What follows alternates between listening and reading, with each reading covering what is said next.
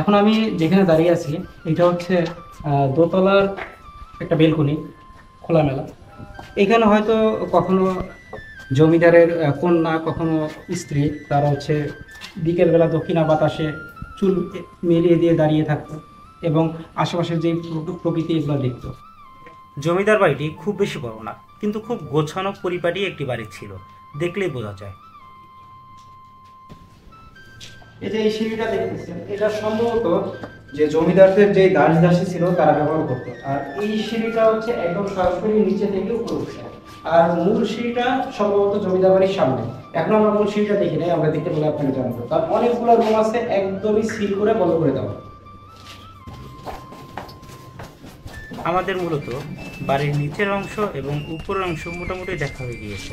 এখন আমরা বাইরের কিছু অংশ দেখব।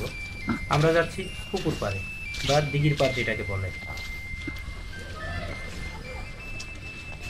এটা হচ্ছে জমিদার বাড়ির একমাত্র মূল যে পুকুর বা দিঘি বলেন।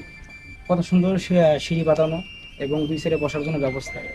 এই ঘাট পাড়ে কত মানুষের, বিশেষ করে জমিদার বাড়ির যেই সদস্য ছিল তাদের কত স্মৃতি এইভাবেই এখনো বহন করতেছে এই জমিদার বাড়ির এই ধ্বংসপ্রাপ্ত এই অংশটুকু। এখানে হয়তো কখনো জমিদারের স্ত্রী, কখনো হয়তো জমিদারের মেয়ে বা অন্য কোনো মেয়ের সদস্য এখানে গোসল করতো এবং এই সাইড যেগুলো দেখতেছেন এগুলো হয়তো পাহারা থাকতো।